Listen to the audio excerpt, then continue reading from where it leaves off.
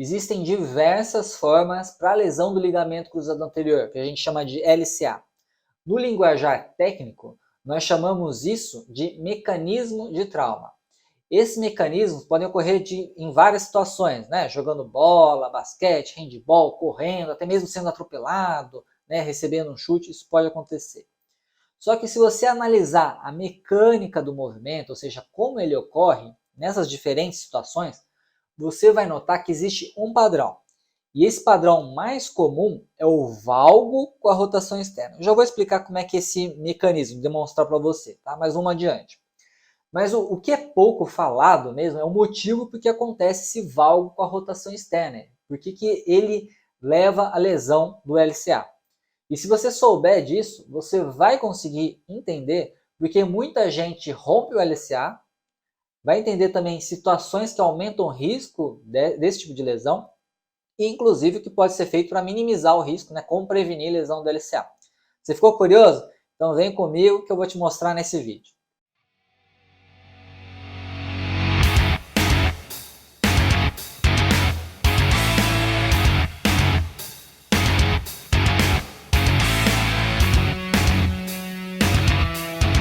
Vamos agora para os lembretes de sempre. Não esqueça de curtir esse vídeo, porque isso aí facilita de mais vídeos meus aparecerem para você, então você vai ficar por dentro do que está acontecendo.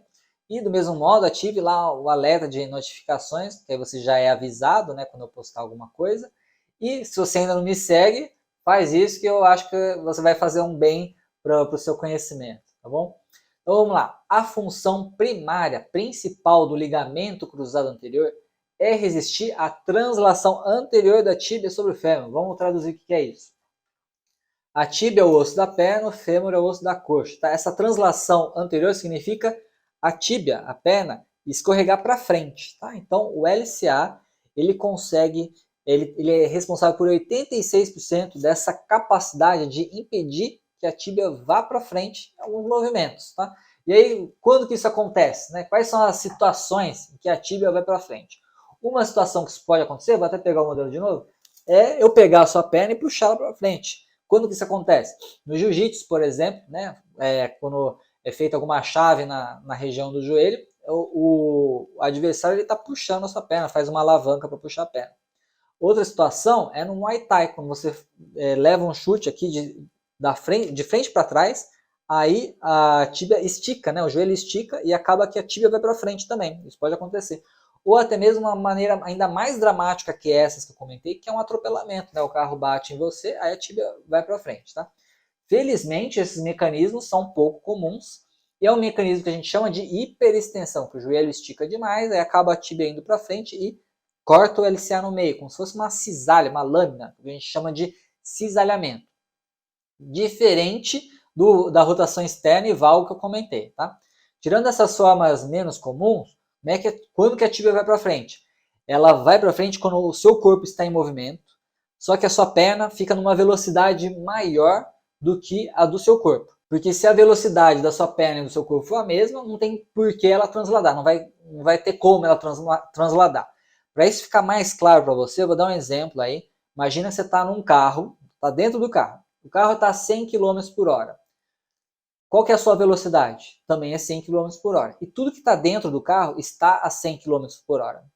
Só que aí acontece uma batida, ele bate num poste. A velocidade do carro diminui abruptamente, drasticamente, vai para zero. Né? Ou vai diminuindo aos poucos e vai para zero, certo?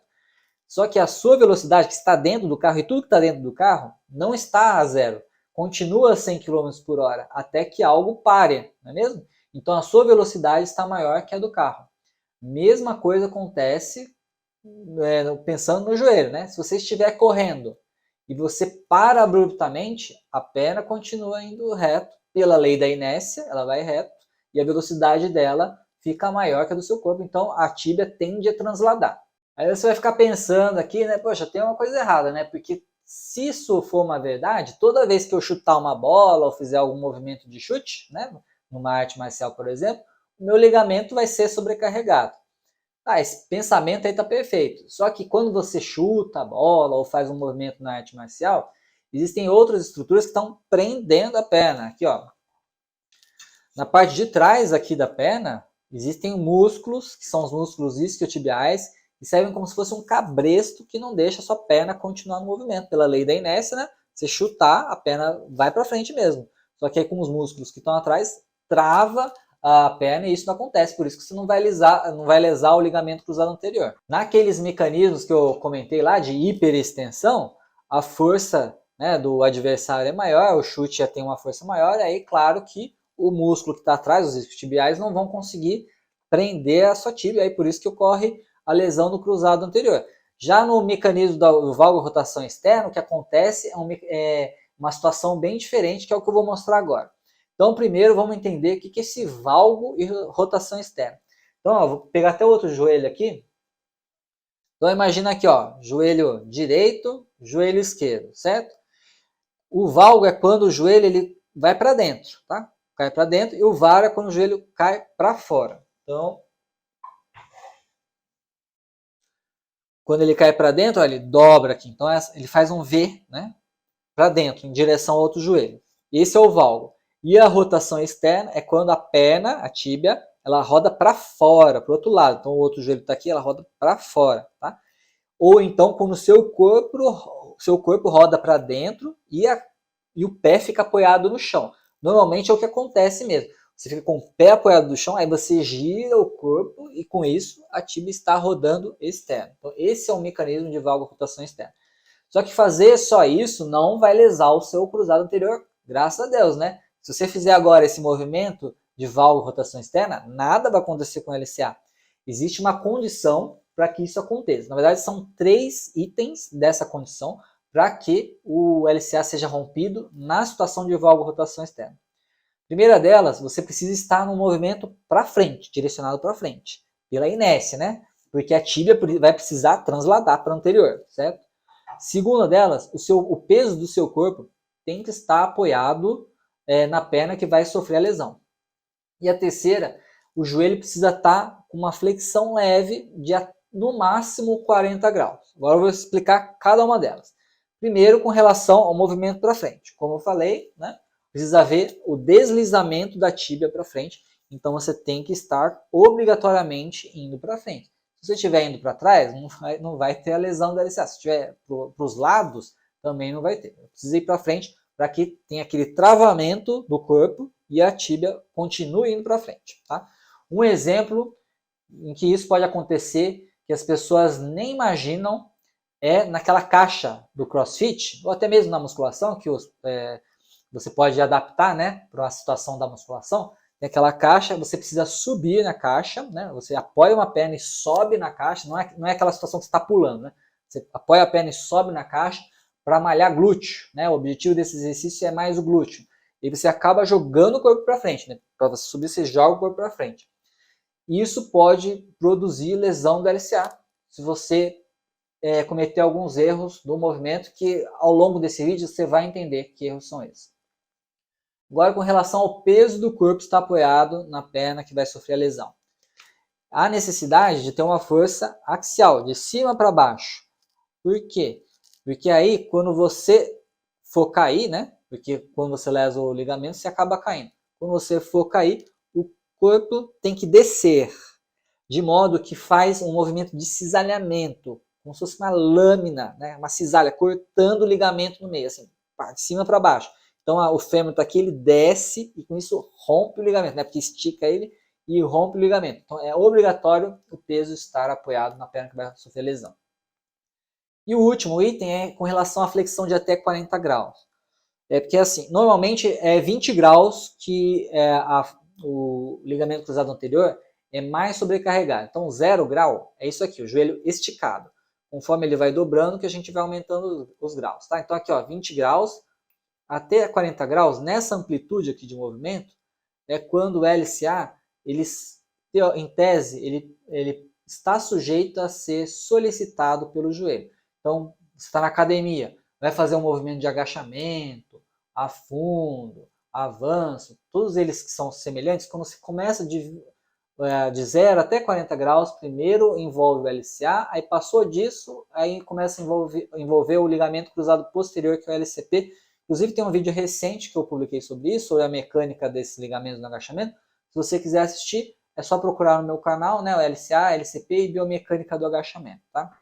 Então, voltando aqui, com 20 graus é o pico de ativação do LCA, pico de solicitação do LCA. Nem sempre ele é solicitado, mas isso mais pode acontecer. Então, esse é o momento de maior estresse ao ligamento, que é mais sujeito a sofrer lesão, se você juntar todas essas condições aí que eu falei, do valgo, rotação externa, né, e essas outras duas situações. E agora vamos responder a questão principal desse vídeo, né? Por que um mecanismo de valgo e rotação externa faz com que você tenha lesão do ligamento cruzado anterior associado àquelas condições que eu comentei? É porque nessa situação você perde o controle do quadríceps, que é o músculo da parte da frente da coxa. Ele para de funcionar. E isso, para você entender, pensa no seguinte: quando a tíbia roda externo e você faz valgo, né, se tiver algum profissional da saúde aí, educador físico, fisioterapeuta, colega médico assistindo, já vai lembrar de alguma coisa. O valgo e a rotação externa, lembra o quê? É instabilidade patelofemoral, né? Quando aumenta o ângulo Q, né, que é o ângulo formado lá pelo quadril, joelho e tornozelo, certo? Na verdade, o segundo raio do pé. Quando o ângulo Q está aumentado, os vetores de força na patelofemoral vão para lateral, para fora. Então, o quadríceps, que é o principal componente, que é um dos principais componentes do mecanismo extensor, que estica o joelho, ele deixa de agir, né? Porque a força, o vetor de força precisa ir para cima, longitudinal, no sentido da fibra dele. Só que a força agora está indo para fora. A força indo para fora não tem como ele atuar, né? Está indo para lá, né? Não vai esticar o joelho. Então perde-se a força do quadril, do quadríceps. E com isso o joelho fica sem controle, porque é o quadríceps que controla o joelho. Qualquer movimento do joelho, quem controla de verdade é o quadríceps.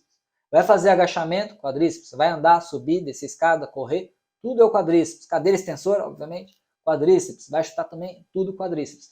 Os músculos que ficam atrás, né, os isquiotibiais, eles servem para dar um freio, controlar a velocidade, evitar que a tíbia translade demais. Tá? Eles vão atuar mais de forma isométrica, enquanto quem atua mesmo de forma concêntrica é o quadríceps, ou até mesmo excêntrica, né? A forma isotônica, isocinética é o quadríceps. E perdendo o quadríceps, o que acontece? Você cai, você não tem força no quadríceps, você vai cair, beleza?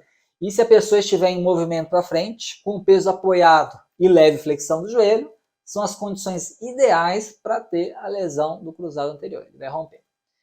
Isso tudo, na verdade, acontece, né? A perda de força do quadríceps, que vai gerar todo o resto, ele acontece por falta da ativação do complexo muscular do glúteo, que envolve glúteo máximo, glúteo médio, os pequenos rotadores externos do quadril, né? O piriforme, gemelar superior, inferior, obturador externo, quadrado femoral. Todos esses músculos aí fazem parte do complexo aí do glúteo e eles não são ativados adequadamente, e essa é a origem de tudo. Esse é o cerne da questão.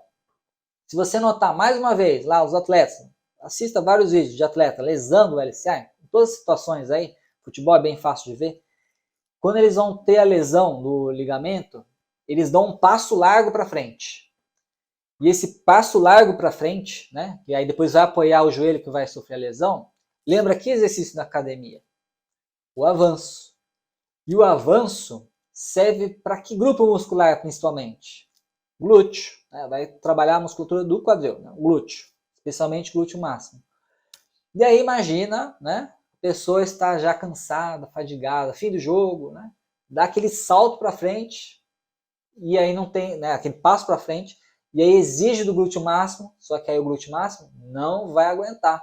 Imagina, você já dá um saltão para frente para usar muito o glúteo máximo, não vai aguentar. E aí acontece toda aquela cascata de eventos que vai dar a lesão do LCA. E eu até pergunto, isso aí acontece no início da partida? Né? As lesões do LCA acontecem mais no início da partida? Não, muito difícil isso acontecer. Quando a gente vai ver as lesões, elas acontecem mais do meio para o fim, que é justamente quando os músculos estabilizadores do quadril estão fadigados já está cansado. Né? E essa fadiga vai produzir inexoravelmente o valgo.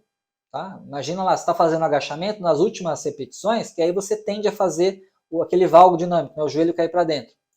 E produzindo esse valgo, a pessoa vai perder o mecanismo tensor, que é o quadríceps, e vai cair. E como a pessoa já está com valgo, né, o joelho já está para dentro, aqui já está com valgo, a tendência é rodar externo, porque isso aí faz parte da estrutura, da anatomia do corpo mesmo. O valgo está sempre associado à rotação externa. É só você fazer o teste. Coloca o pé no chão e roda para dentro. Você vai ver que o seu joelho cai para dentro e a tíbia cai para fora, que é a rotação externa. Isso aí faz parte da estrutura, tá? Não tem como mudar. Então o valgo vai estar associado à rotação externa. E aí, esse é uma das situações que provocam a lesão do LCA.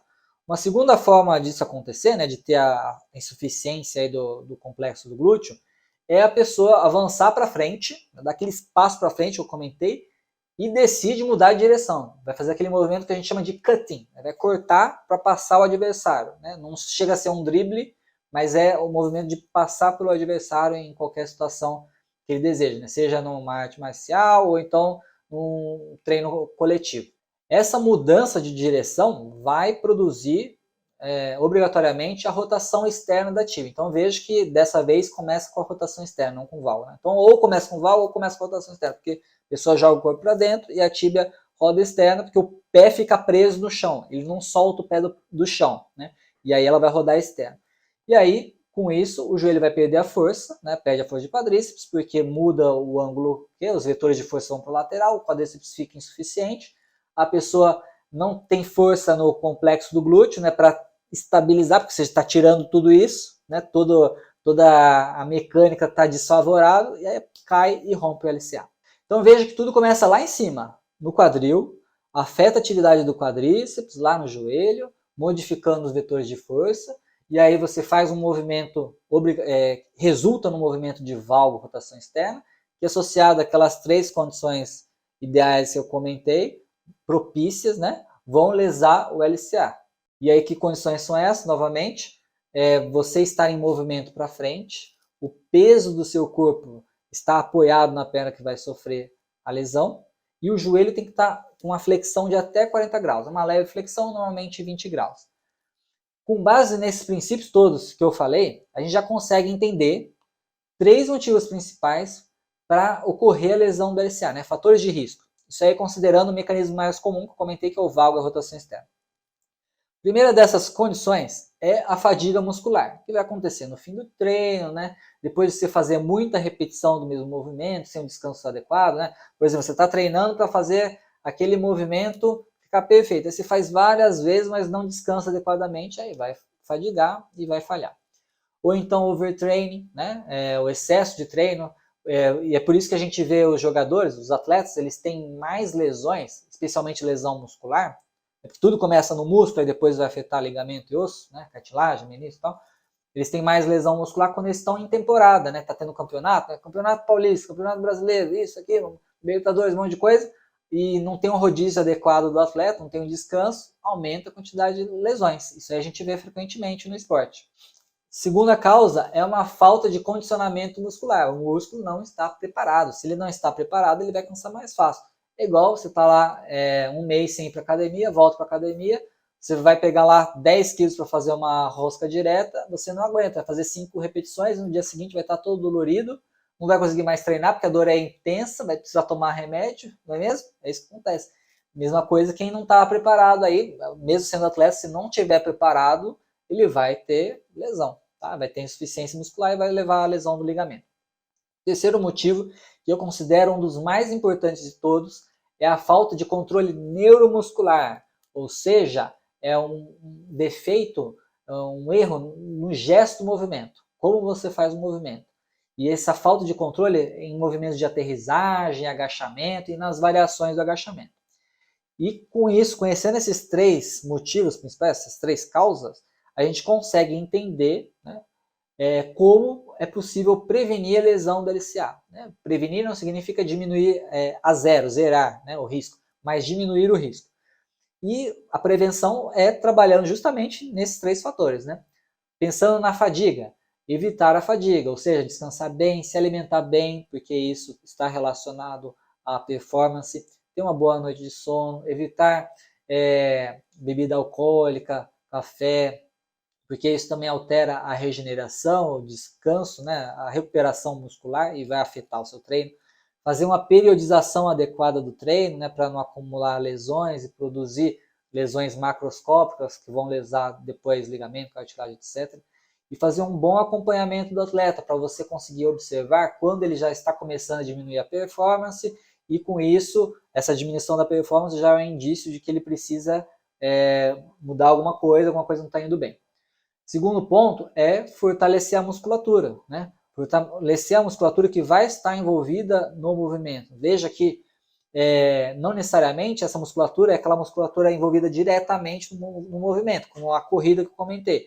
A corrida que a gente está comentando aí, você vai pensar no quadríceps, mas tudo começou no quadril, na musculatura do quadril. Então precisa fortalecer a musculatura do quadril para que não produza essa cascata de eventos que vai levar à lesão do ligamento depois. E mais, como a pessoa tem como o esporte principal, né, X, né, um esporte principal que pode ser o futebol, handball, vôlei, você tem que planejar o treino de fortalecimento de modo que não atrapalhe a performance aqui e não gere a fadiga muscular. Então veja que uma coisa está ligada à outra. E claro, cada esporte vai ter uma musculatura específica para ser trabalhada de forma mais intensa. E por fim, treinar o gesto esportivo, né? Aperfeiçoar o gesto, especialmente observar as falhas do atleta, né? Que inclusive muito comum as mulheres terem mais lesão do LCA porque elas têm mais a tendência de não ativar adequadamente o complexo do glúteo, aí faz o valgo dinâmico quando vai fazer agachamento ou alguma aterrissagem, especialmente jogadoras de vôlei, né? Às vezes faz a aterrissagem de forma inadequada, e isso sujeita a pessoa à lesão do ligamento cruzado anterior. Então, fazer um treino pedagógico aí do gesto esportivo diminui significativamente o risco de lesão do LCA e de outras estruturas também. Então, é isso aí que eu gostaria de falar para você nesse vídeo. Se você tiver alguma dúvida sobre o tema, escreva aqui sua pergunta ou manda naquela caixinha que eu abro quase diariamente nos stories do Instagram, faz a pergunta por lá. E se você tiver uma dúvida específica sobre o seu caso, quer tirar quer saber como vai conduzir a sua situação, o que eu recomendo é que você agende uma consulta, porque a gente consegue responder de modo adequado e sanar a sua dúvida. Beleza? Até mais, um abraço.